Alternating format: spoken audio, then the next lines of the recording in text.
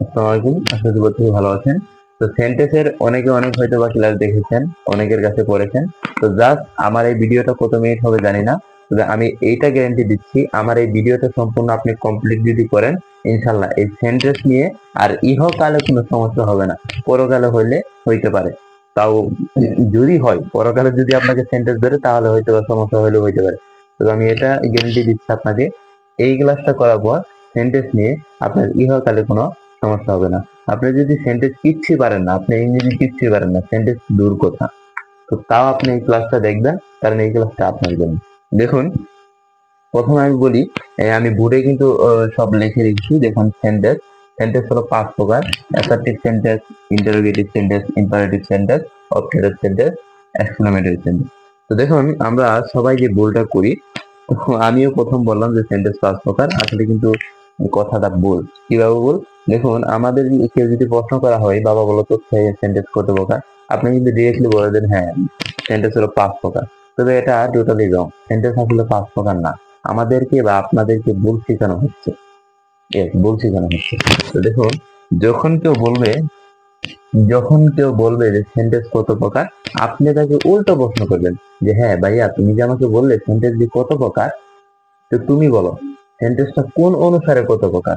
অর্থাৎ তুমি কি জিজ্ঞাসা করছো যে গঠন অনুসারে সেন্টেন্স কত প্রকার, নাকি অর্থ অনুসারে সেন্টেন্স কত প্রকার?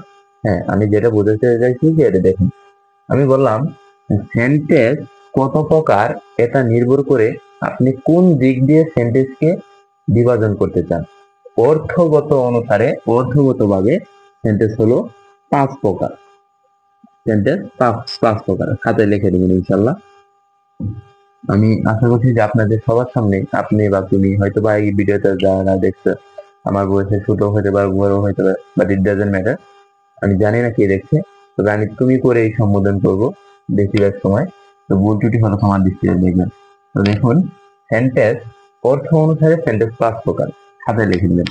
অর্থ অনুসারে সেন্টেন্স 5 প্রকার, এবং এই 5 প্রকার সেন্টেন্স হলো assertive sentence, interrogative sentence, imperative sentence, objective sentence, exclamatory sentence. Okay, এখনই আপনার বোঝার দরকার নেই, আমি প্রত্যেকটা সেন্টেন্সে আমি ভেঙে ভেঙে বোঝাবো। এবং এই সেন্টেন্স গুলা দিয়ে আপনি কিভাবে কথা বলবেন, বাস্তব জীবনে কথা বলবেন, এগুলাতে খাতায় লিখবেন, লিখে লিখে অনেক বড় প্যারাগ্রাফ লিখবেন, কম্পোজিশন লিখবেন।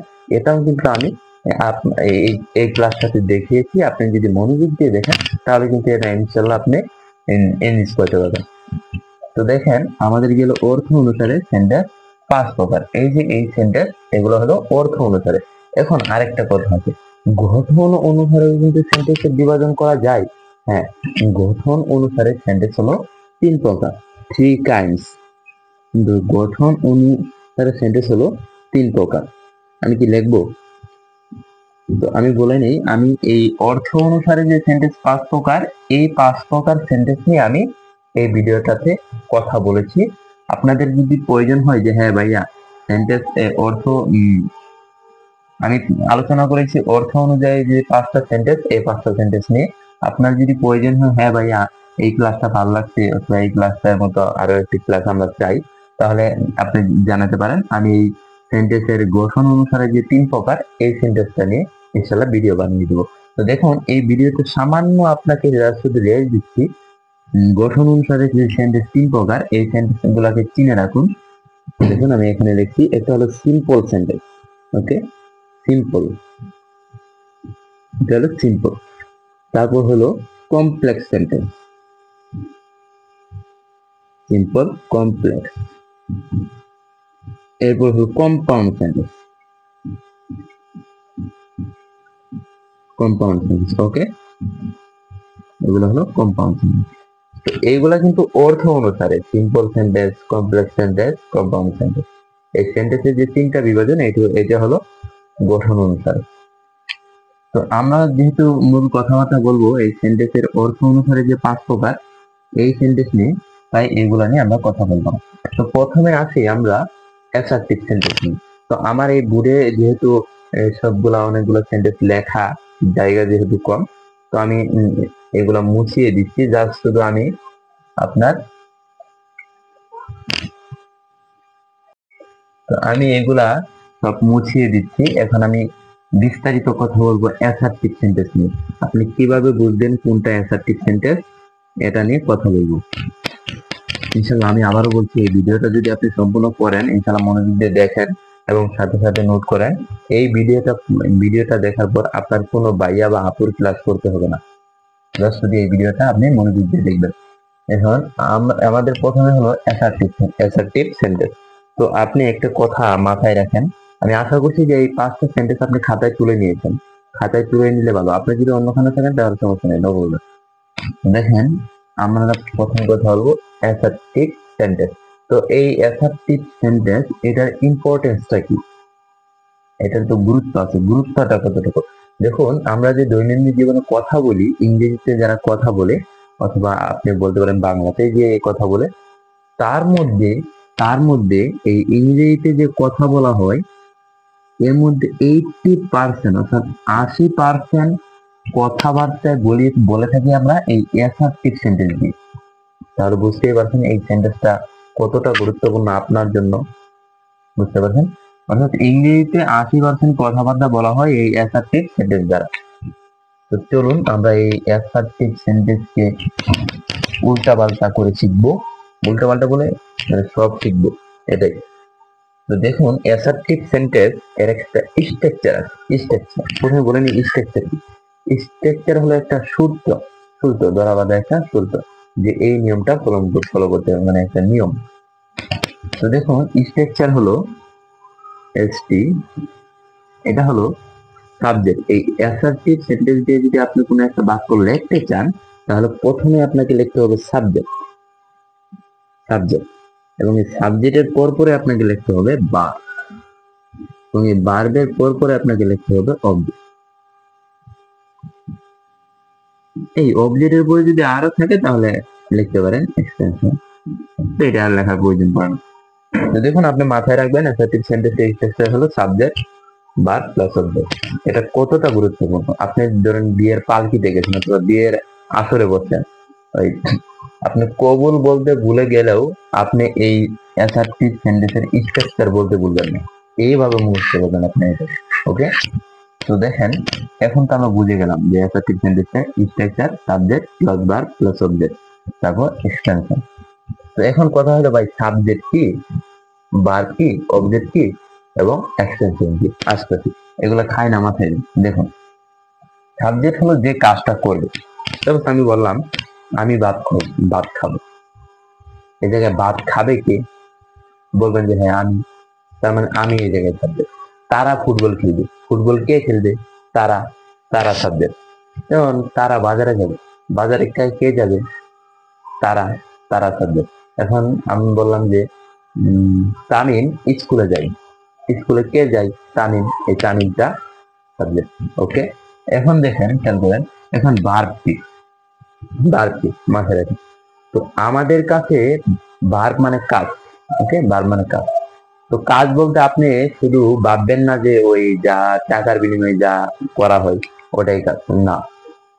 ইংলিশদের কাছে অর্থাৎ ব্রিটিশদের কাছে আপনার ঘুমানো একটা কাজ, আপনি বসে আছেন এটাও একটা কাজ, ঘুমাচ্ছেন এটাও একটা কাজ, আপনি যে কাউকে ভালোবাসেন এটাও একটা কাজ।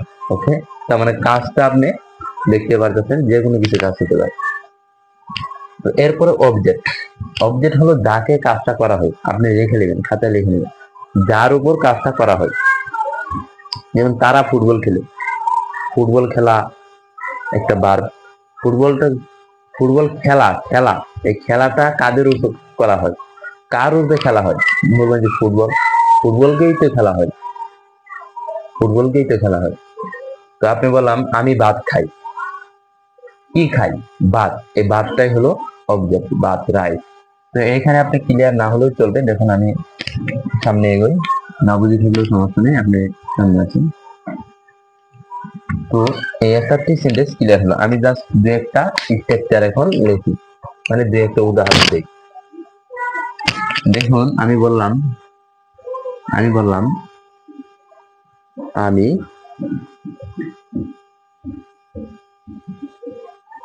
ভাত খাই। তো আমরা অ্যাসার্টিভ সেন্টেন্সের স্ট্রাকচার হলো subject plus verb plus object. Okay, তো এখানে দেখুন আমি ভাত খাই, এই জায়গায় খাই, খাই এইটা হলো একটা ভার্ব।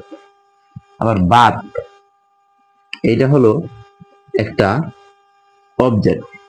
খাই, কি খাই? ভাত, তার মানে ভাত হলো অবজেক্ট। আবার এই জায়গায় দেখুন আমি ভাত খাই, কে কে খাই? আমি, আমি হলো এই জায়গায় সাবজেক্ট। তো এইটা আপনি সম্পূর্ণ এই সূত্রতে ফেলে দেন, তাহলে আপনার ইংরেজি হয়ে যাবে। আমাকে এই বাক্যটাকে ইংরেজি করতে হলে প্রথমে লাগবে সাবজেক্ট, সাবজেক্টের পরে লাগবে বার, বার উপরে অবজেক্ট। তো এই বাক্যটাতে সাবজেক্ট কি? আমি, আমি ইংরেজি কি? আই। খেয়াল করবেন আমি ইংরেজি কি? আই। আপনি এটা না বুঝতে পারলেও সমস্যা নেই, আমি সামনে আবার বুঝাবো। আমি, আমি এর ইংরেজি আই। তারপরে লাগবে আমার ভার্ব, এখানে ভার্ব কই? ভার্ব হলো খাই, খাই ইংরেজি কি? ইট। আই ইট, কি খাই? এখানে অবজেক্ট লাগবে। তারপরে অবজেক্ট কি? ভাত। ভাতে ইংরেজি কি? Rice. I eat rice. Okay, এইটা আপনি এভাবে করে ফেললেন। এখন দেখুন এইটা তো আপনি ইজিলি পেরে গেলেন। এখন আমি একটা বড় কিছু লিখি। তারা, তারা মাঠে ফুটবল খেলে। কি খেলে? ফুটবল খেলে।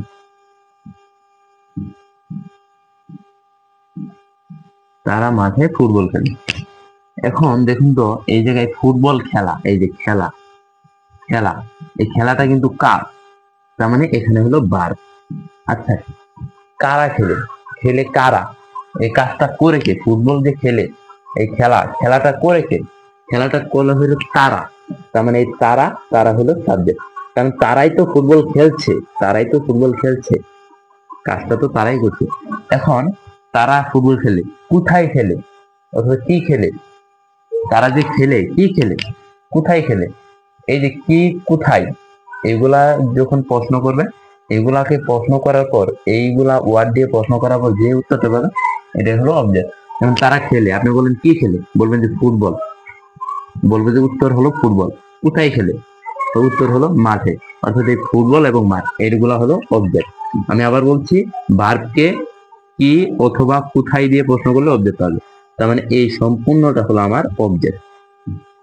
তো আপনি এই সম্পূর্ণটাকে অ্যাসার্টিভ সেন্টেন্সে স্ট্রাকচারে ফেলেন। অ্যাসার্টিভ সেন্টেন্স ইংরেজি স্ট্রাকচার কি? আমি আবার লিখছি সাবজেক্ট, তারপর ভার্ব প্লাস অবজেক্ট। এটা বলা যাবে না, সব কিছু বলা গেলেও এটা বলা যাবে না ব্রো। এখন দেখো এখানে তারা সাবজেক্ট, তো সাবজেক্ট বসাও, তারা ইংরেজি কি? দে। এগুলো কিন্তু জানতে হবে যে তারা ইংরেজি কি। এগুলো জানতে হবে। দে, ভার্ব লাগবে, এরপর পর ভার্ব, এই বাক্যে ভার্ব কে? খেলা, খেলা ইংরেজি কি? Play, play.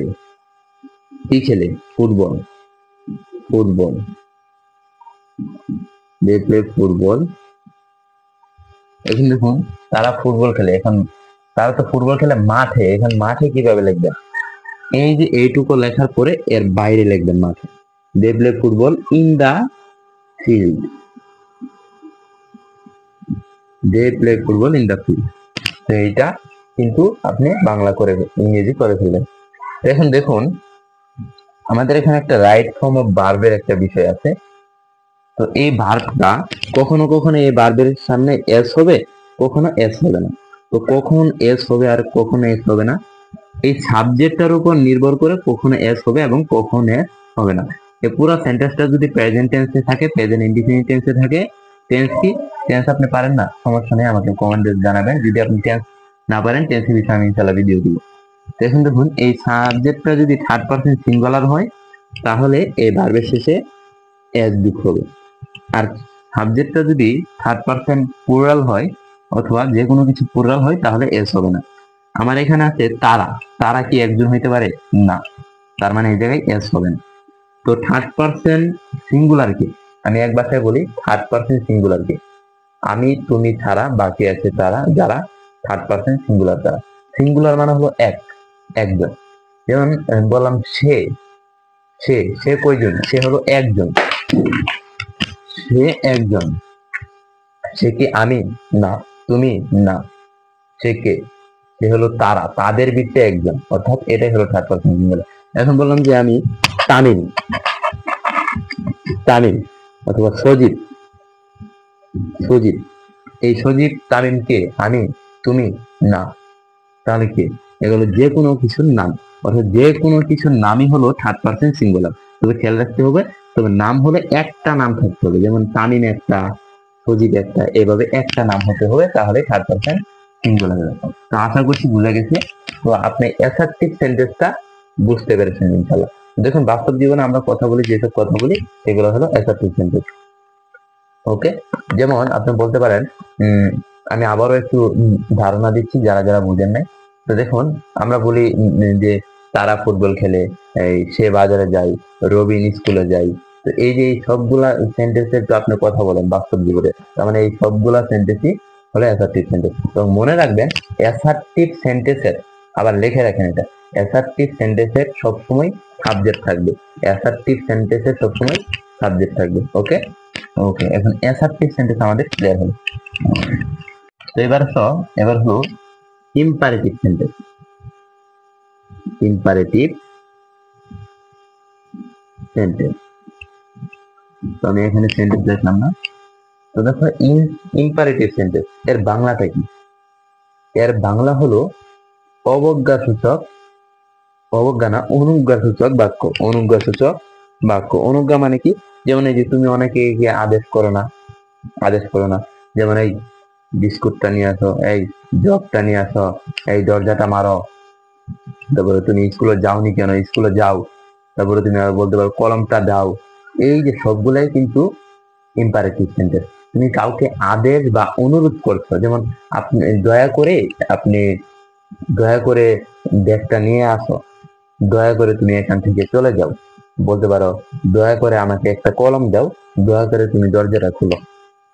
এই যে তুমি কাউকে ইনস্ট্রাকশন দিচ্ছ, আদেশ করছো বা অনুরোধ করছো, এগুলো হলো ইম্পারেটিভ সেন্টেন্স। তুমি বুঝবা কেমনি? সহজ সেগুলো দিয়ে তুমি বুঝবা কেমনি যে কোনটা ইম্পারেটিভ সেন্টেন্স? তো শুনে রাখো, ইম্পারেটিভ সেন্টেন্সে কখনো সাবজেক্ট থাকে না, সাবজেক্ট থাকে না, সাবজেক্ট থাকে না। আচ্ছা, তুমি যখন বলো যে দরজাটা বন্ধ করো, তুমি কি এইভাবে বলো তুমি দরজাটা বন্ধ করো? না, তুমি কিন্তু তুমি বলো না যে তুমি দরজাটা বন্ধ করো, এইভাবে বলো না। বলো দরজাটা বন্ধ করো, কিন্তু বুঝাইতেছে কাকে? তোমার সামনে যে আছে তাকেই তো বুঝাইতেছে যে তুমি দরজাটা বন্ধ করো।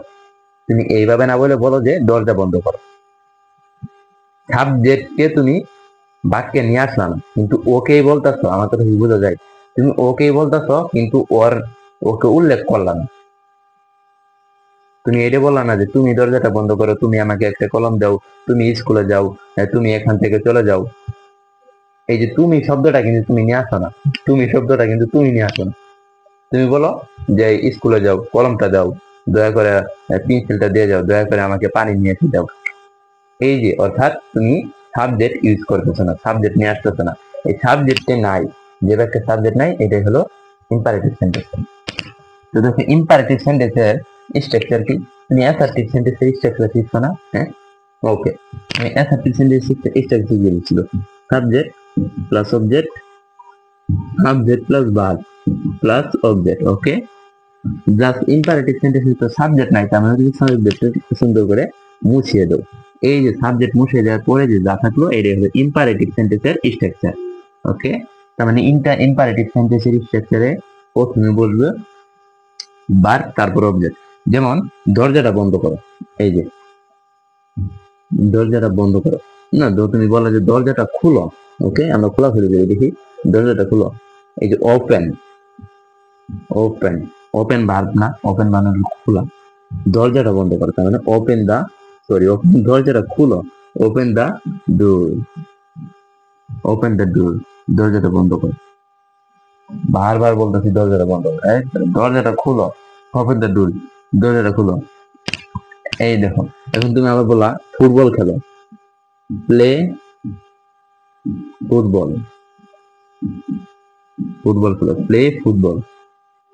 দেখো, প্রত্যেকটার মধ্যে আমি সাবজেক্ট নিয়ে আসছি না নিয়ে আসিনি, এগুলো হলো ইম্পারেটিভ সেন্টেন্স। অর্থাৎ তুমি কিন্তু এখানে আদেশ দিতেছো যে দরজা খোলো, ফুটবল খেলো। এই যে এগুলো হলো ইম্পারেটিভ সেন্টেন্স। ইম্পারেটিভ সেন্টেন্স অনেক সোজা। দেখো, এখন দেখো, ইম্পারেটিভ সেন্টেন্স আরেকভাবে বলা যায়, লেট দিয়ে বলা যায়, লেট। যেমন তুমি বললা let, let me do the work. সেন্টেন্সটা বড় হয়ে গেল না? Let me do the work, এর মানে হলো আমাকে কাজটা করতে দাও। এখন বললা যে লেট মি লেট মি ইট ইট ফ্রুট, আমাকে ফল খেতে দাও। Let me eat food. আবার বললা যে let me play let me play, আমাকে খেলতে দাও।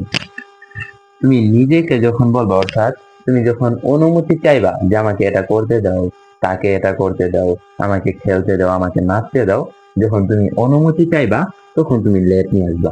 এই লেটের পরে নিয়ে আসবা মি। যদি নিজে অনুমতি চাও, যদি নিজে অনুমতি চাও, আমি কিন্তু এই সবগুলা সেন্টেন্সে নিজে অনুমতি চাইছি যে আমাকে খেলতে দাও, আমাকে খাইতে দাও, আমাকে খেলতে দাও। তার মানে আমি প্রথমে ইম্পারেটিভ যেহেতু অনুমতি চাইছি এই জন্য আমি লেট নিয়ে আসছি, এবং অনুমতিটা যেহেতু আমি চাইছি এই জন্য নিয়ে আসছি, অর্থাৎ লেট মি, আমাকে ডু দ্য ওয়ার্ক, আমাকে কাজটা করতে দাও। লেট মি, আমাকে ইট ফুড, ফল খেতে দাও। লেট মি, আমাকে লেট মি এর অর্থ আমাকে প্লে, প্লে মানে হলো খেলা, আমাকে খেলতে দাও।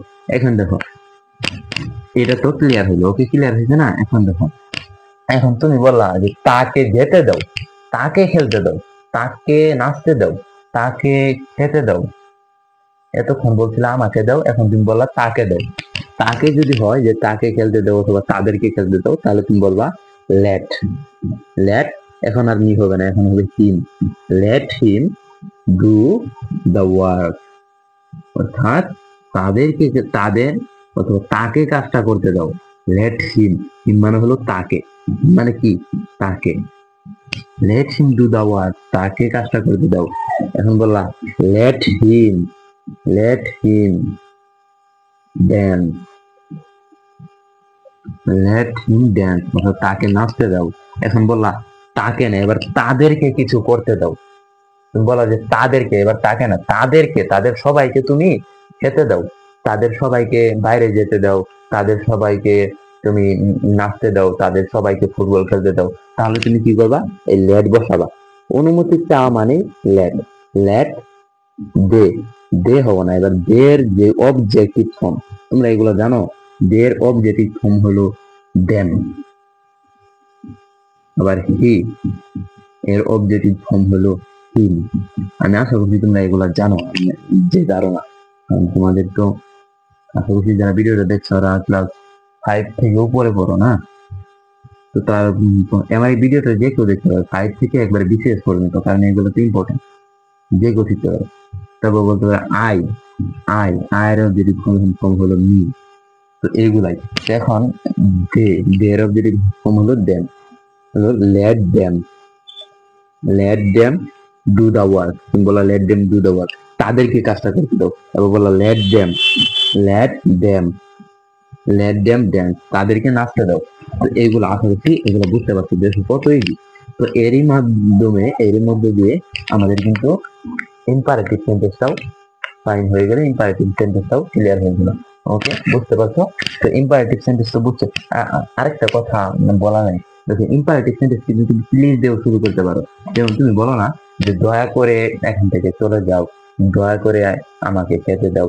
অর্থাৎ তুমি এতক্ষণ বলছিলা আমাকে খেতে দাও, আমাকে যেতে দাও, আমাকে নাচতে দাও। এখন তুমি একটু অনুরোধ জানালে, এখন কি বললা, একটু মানে কোমল হলা, নরম হলা, যে দয়া করে আমাকে একটু খেতে দাও, দয়া করে আমাকে যেতে দাও। এই যে দয়া করে, ক্ষমা করে, অথবা কোন একটা জিনিস অনুরোধ করলা তুমি কাউকে যে দয়া করে আমাকে খেতে দাও, দয়া করে তুমি এখান থেকে চলে যাও, মানে অনুরোধ সূচক বাক্য বললা, ওই সময় তুমি বলবা প্লিজ প্লিজ প্লিজ বলবা, তারপরে এই লাগাই দিবা ওই যে ইম্পারেটিভ সেন্টেন্স জানাইছিলাম না তোমাকে, ওইটা তুমি বলবা। আর প্লিজ না বলে তুমি কাইন্ডলি বলতে পারো, kindly do the work, kindly do the work, অর্থাৎ দয়া করে কাজটা করো। প্লিজ ডু দ্য ওয়ার্ক, দয়া করে কাজটা করো। একই, এগুলো বুঝতে পারছো। ইন্টারোগেটিভ সেন্টেন্স, ইন্টারোগেটিভ কি? ইন্টারোগেটিভ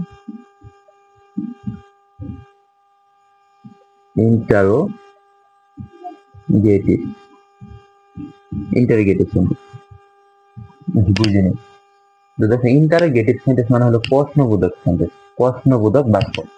তুমি বলো না যে এই তোমার নাম কি, তুমি কই থাকো, তুমি কি ফুটবল খেলো, তুমি কি নাচতে পারো, তুমি কি বাজারে যাও, তুমি কি তোমার কি একটা ব্যাগ আছে, তোমার কি কলম আছে। এই দেখো আমি প্রশ্ন করলাম না, এই প্রশ্নই হলো ইন্টারোগেটিভ সেন্টেন্স। অর্থাৎ যেই সেন্টেন্স দ্বারা কাউকে প্রশ্ন করা হয় অথবা যে সেন্টেন্স দ্বারা প্রশ্ন করা হয় তাকে বলা হয় ইন্টারোগেটিভ সেন্টেন্স। তুমি প্রথমে অ্যাসার্টিভ সেন্টেন্স, আমি তোমার একটা সেন্টেন্স লিখেছি অ্যাসার্টিভ সেন্টেন্স, যেমন হি ইজ গুড বয়। এটা কি সেন্টেন্স?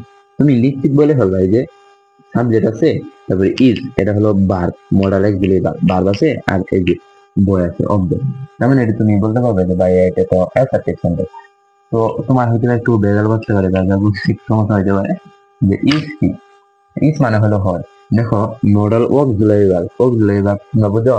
অক্সিলারি ভার্ব কয়টা লিখে নাও, এই যেমন am, is, are, was, were, have, has, এগুলো হলো মডাল অক্সিলারি ভার্ব। এইগুলা হলো মডাল অক্সিলারি ভার্ব। এইগুলা দিয়ে তোমার যে বাক্যে ভার্ব থাকে না এইগুলারে ব্যবহার করা। তো এগুলা মডাল অক্সিলারি ভার্ব, এগুলো একটু নিয়ে আসবে। তো ইন্টারোগেটিভ সেন্টেন্সের ক্ষেত্রে আমরা প্রথমে কি করবো জানো? অ্যাসার্টিভ সেন্টেন্সের ক্ষেত্রে কি ছিল? প্রথমে সাবজেক্ট ছিল, কিন্তু ইন্টারোগেটিভ সেন্টেন্সের ক্ষেত্রে আমরা প্রথমে রাখবো এই মডাল অক্সিলারি ভার্ব গুলা, তারপরে বাকিটুকু অ্যাসার্টিভ সেন্টেন্সের মতো লাগিয়ে দিন। ইন্টারোগেটিভ সেন্টেন্স কেমনে বানাবা? দেখো এই অ্যাসার্টিভ সেন্টেন্স এগুলো মডেল অক্সিলারি ভার্ব, এগুলো আমি মুছে দিতেছি, এগুলো তোমরা আশেপাশে লিখে নিচ্ছ। তো এইটা হলো অ্যাসার্টিভ সেন্টেন্স। তো এর থেকে কিন্তু তুমি ইন্টারোগেটিভ সেন্টেন্স বানাইতে পারবে। দেখো ইন্টারোগেটিভ সেন্টেন্সের ক্ষেত্রে প্রথমে রাখবো তোমার ভার্ব, অর্থাৎ মডেল অক্সিলারি ভার্ব। তো তুমি এখানে মডেল অক্সিলারি ভার্ব কি ছিল? এখানে ছিল ইজ, ইজ লাগাই দাও। তারপরে ইজ বাদে, ইজ তো এখানে প্রথম নিয়ে এসে বললাম, তারপরে এই যে প্রথম থেকে শুরু করে দিল, অর্থাৎ is he, he good boy, good boy. তারপরে মাস্ট বি, যেটা তোমার করতে হবে। ইন্টারোগেটিভ সেন্টেন্স মানে হলো এই যে এই মার্ক, প্রশ্নবোধক মার্কটা, এটার কি বলা হয় জানো? এটার বলা হয় interrogation mark, interrogation mark. Interrogative sentence structure কি? অক্সিলারি ভার্ব প্রথমে নিয়ে আসবা, তারপরে সাবজেক্ট, তারপরে বাকি টুকু নিয়ে আসবে অবজেক্ট। ওকে, বলা যেতে পারে। এখন দেখো আমি বললাম দে আর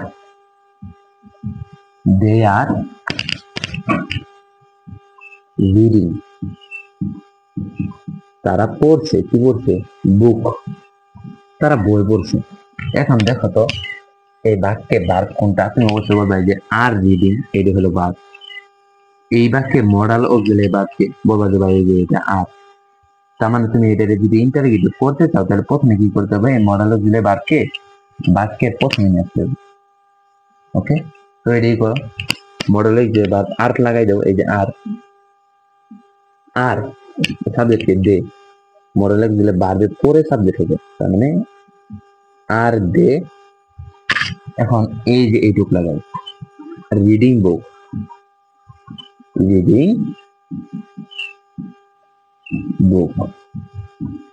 তারপরে কি করতে হবে বলতো? অবশ্যই কিন্তু ইন্টারোগেশন মার্ক এটা লাগাইতে হবে। আর দে রিডিং বুক এর বাংলা হলো তারা কি বই পড়তেছে। এখানে ছিল তারা বই পড়ছে। এখন তুমি যখন এটা ইন্টারোগেটিভ বানাইছো, এখন এর অর্থ দাঁড়াইছে তারা কি বই পড়তেছে, অর্থাৎ একটা কোশ্চেন। ওকে, এটা আশা করি বুঝতে পারছো। এখন দেখো তো এখানে একটা তোমার কোশ্চেন দিই প্রথম, যেমন বললাম যে হি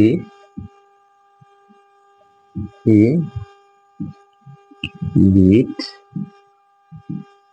বুক, সে বই পড়ে। দেখো তো এখানে রিড তো ভার্ব না, বি ওয়ান, এর সামনে এস হলো কিসের জন্য?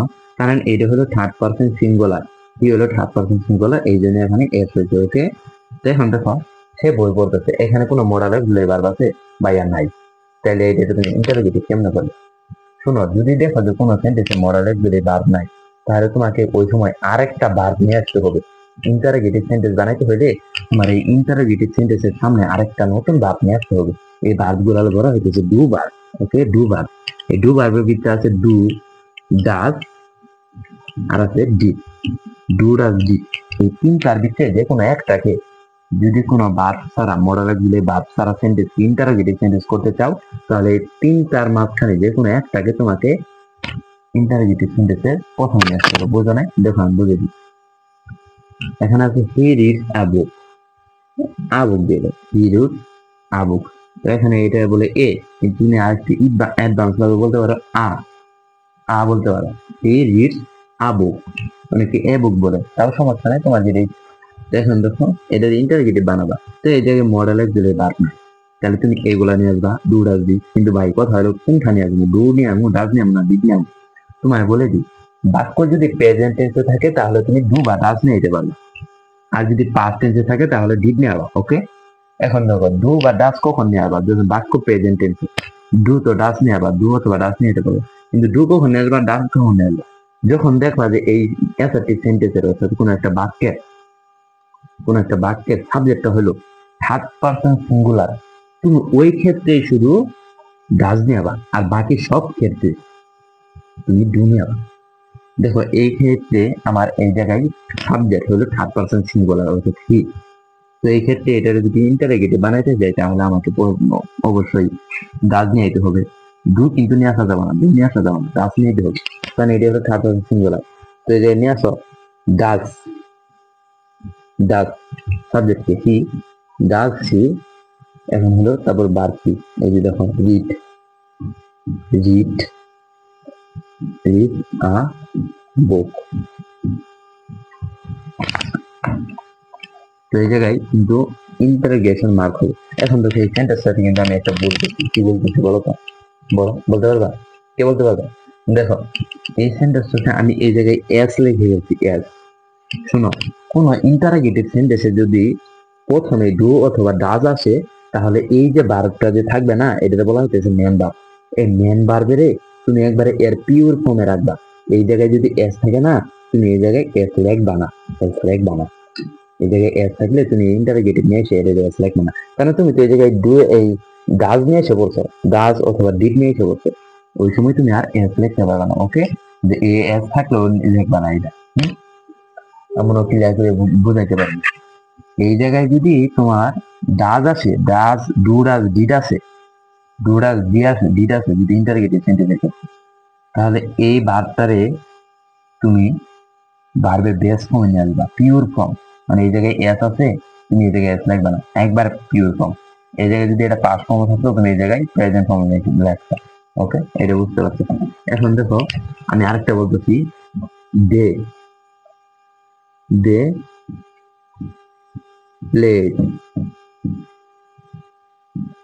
played football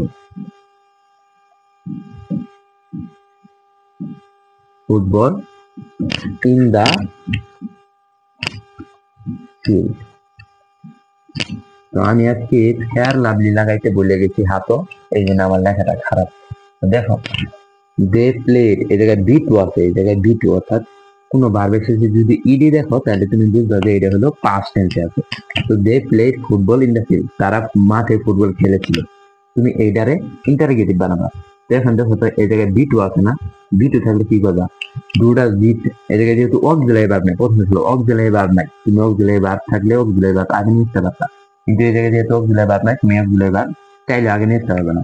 তার মানে তোমাকে নিয়ে আসতে হবে ডু ডাজ ডিড এর ভিতরে যে কোনো একটা, যেহেতু এটা পাস্ট টেন্স, তার মানে তুমি এই জায়গায় ডিড নিয়ে আসবা। এই যে ডিড নিয়ে এলাম, ডিড নিয়ে আসলাম, এই যে ডিড নিয়ে আসলাম, ডিড, তারপরে এই যে সাবজেক্টকে এটা, তারপরে ভার্বকে এটা, তারপরে এটা এটা, এই ফর্মগুলো লিখে দিও। ডিড দে, এই জায়গায় প্লেট আছে, ইডি আছে, তুমি কি এই জায়গায় কি লিখবা, প্লেট লিখবা না, শুধু প্লে লিখবা, কারণ এই যে বলছি তো ডু ডাজ ডিড আইতে বলেছেন, কিন্তু ডিড দে প্লে ফুটবল, এই যে ফুটবল ইন দা ফিল্ড। ওকে, বুঝতে পারছো? এই যে এটাই। তো যেহেতু আজান দিতেছে আর ভিডিওটা কন্টিনিউ করার সম্ভব হলো না, ইনশাল্লাহ আমি আরেক ভিডিওতে আমি আর দুইটা সেন্টেন্স কি আছে, অপটেটিভ আর এক্সক্লামেটরি, এই দুইটা ইনশাল্লাহ ক্লিয়ার করে দেবো। ওকে।